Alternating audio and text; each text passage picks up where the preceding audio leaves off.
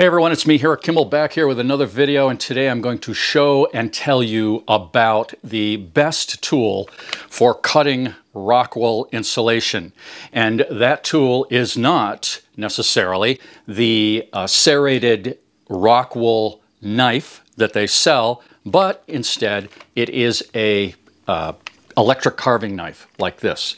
This is a vintage electric carving knife that I bought years ago at a thrift store, cheap, for a particular purpose. I wanted to cut foam, like upholstery foam, spongy foam.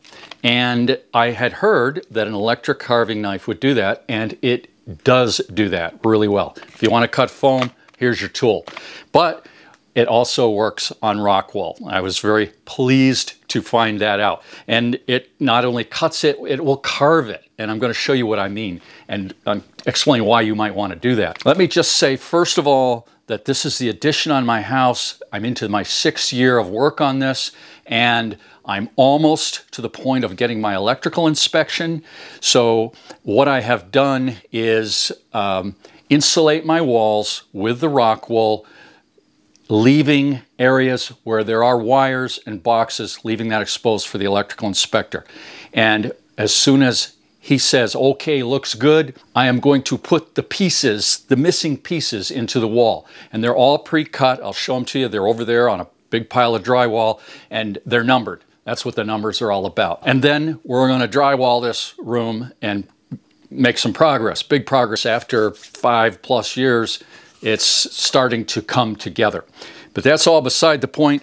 The rock wool, it's the first time I've ever used it, and I like it a lot. This is R23 for a 2x6 stud wall, R23. Now the minimum wall R value in New York State where I live is R20. So I'm exceeding the R value. I'm getting a better R value than code requires. I'm also getting a better R value than 6 inches of fiberglass, because that's an R19. There are other reasons to use rock wool, but I want the R value. I have used the R23, the 6-inch, but I've also used the R15, which is made for a 3.5-inch wall. And I've used the R15 because I want to get, like you see up there, behind a wire or behind blocking, like I have horizontal blocking where walls intersect. So the R15 at 3.5 inches, if I put a double layer in there, it's going to be really puffy. It's not really ideal, okay? So I need to cut the R15 in half. I need to put an R15, 3.5 inches, and then cut 1 3/4 inch. I need to slice the 3.5 inch thickness. This is R15, 3.5 inch, made for a 2x4 wall. I need to cut the bat in half to fit up in places like that, where I've already got the R15. So an R15 in half, going to be 7.5. So I'll have 15 and 7.5. What's that, 22.5? It's not quite 23, but it's over 20. And 20 is the minimum R value requirement here. I hope that made sense to you. I'm going to show you what I'm talking about. Alrighty, so here's a bat of R15 right here. And let's say I need to cut it to fit a stud cavity that's 20 inches tall. So I can mark 20 right there. I can put my framing square on there, and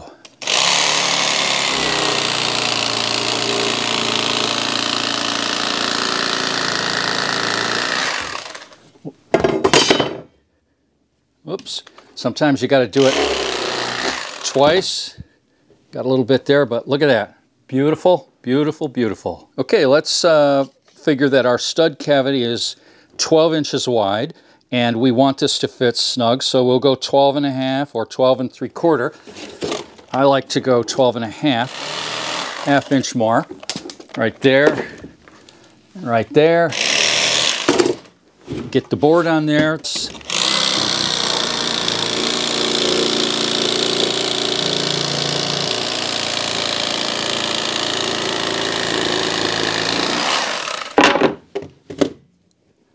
Okay, there we go again, another beautiful cut. All right, now let's suppose that I have this R15, 3.5 inch, and I want a thinner thickness. Does that make sense? Yes, it does. So I'm going to cut this right down the center.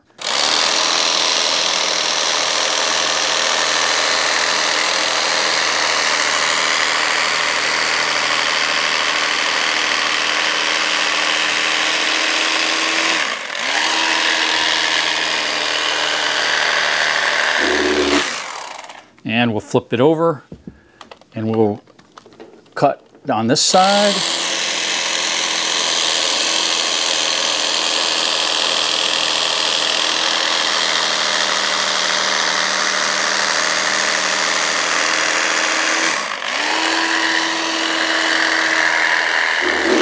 Now the knife, it does not go all the way, so we have to kind of finesse it down through here.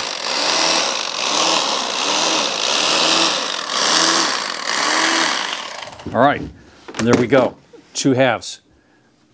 Now right here I've got a number 2 for the bedroom, and you can see I've got it cut to fit around an electrical box. That is very easy to do with the knife.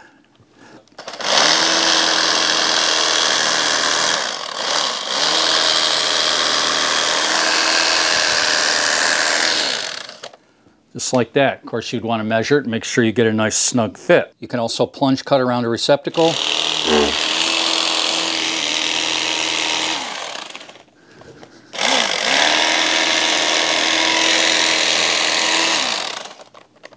Just like that.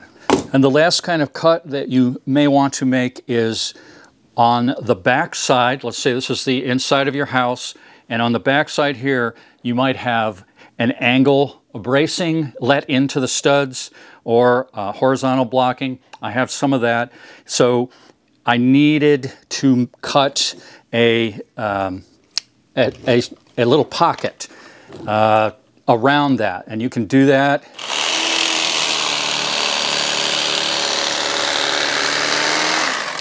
by measuring, of course. I'm not measuring, I'm just going by eye. Let's say this was a 2x4 on the back side that you wanted to notch around. And you can then just carve it out. Approximately a 1/2 inch and a half.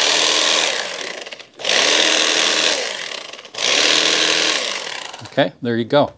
And yeah, that works very nice. So there you go. Electric carving knife. Right tool for the job.